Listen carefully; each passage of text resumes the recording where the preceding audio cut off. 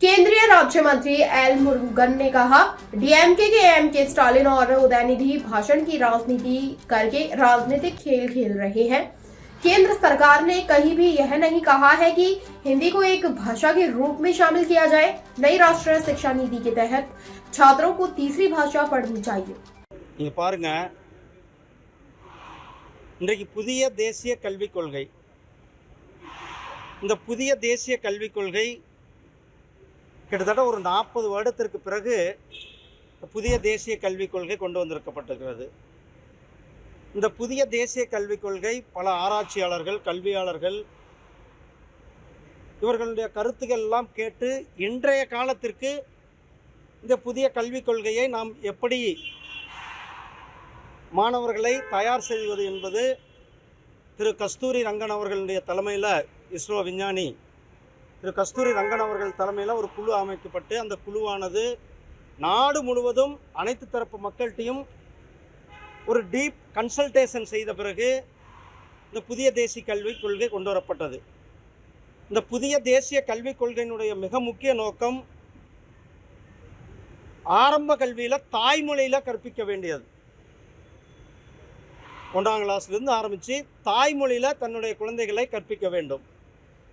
2ஆவதாக ஆங்கில மொழி. 3ஆவதாக அந்த மாணவர் அல்லது பெற்றோர்கள் எந்த மொழியை விரும்புகிறார்களோ அந்த மொழியை கற்றுக்கொள்ளலாம். ஆனால் இங்கே தமிழ்நாட்டில் என்ன, மொத்தமாக மக்களை ஏமாற்றுகின்ற செயலை செய்து கொண்டிருக்கிறார்கள்.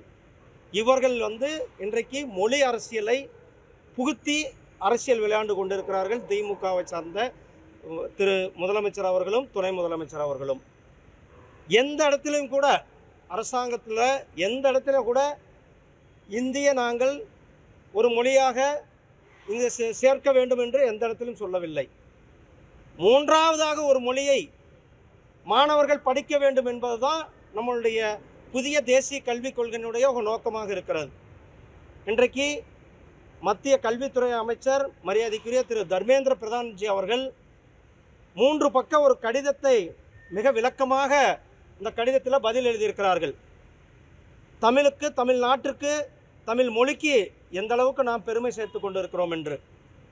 உலகத்திலேயே மிகவும் தொன்மையான மொழி, உலகத்திலேயே பழமையான மொழி தமிழ் மொழி என்று நம்மளுடைய மாண்புமிகு பிரதமர் திரு நரேந்திர மோடிஜி அவர்கள் உலக நாடுகள்கிட்ட போய் சொல்கிறார். ஏதோ தமிழ்நாட்டில் சொல்லலை.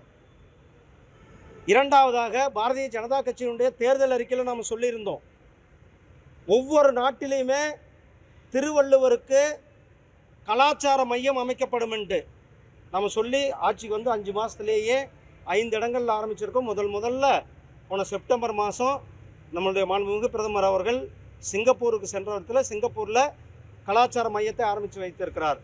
அதே போல் பாரதியாருக்கு ஹிந்து பனாரஸ் யூனிவர்சிட்டியில், அதே போல் திருக்குறளை கிட்டத்தட்ட 35 மொழிகளில் மொழிபெயர்த்து நாம் கொடுத்துருக்கோம் நம்மளுடைய சங்க இலக்கியங்களை. இது ஒரு புறம்.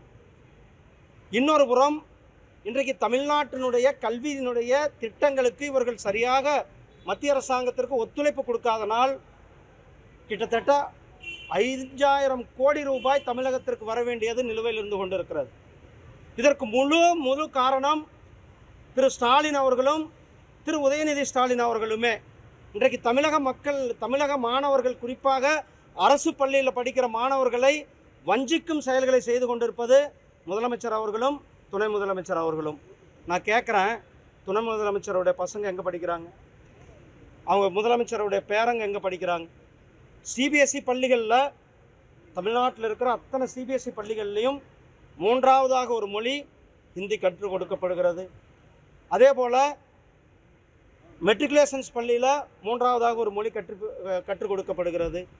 அப்படி இருக்கும் பொழுது அரசு பள்ளியில் படிக்கிற ஏழை எளிய மக்கள், பட்டியலின மக்கள்,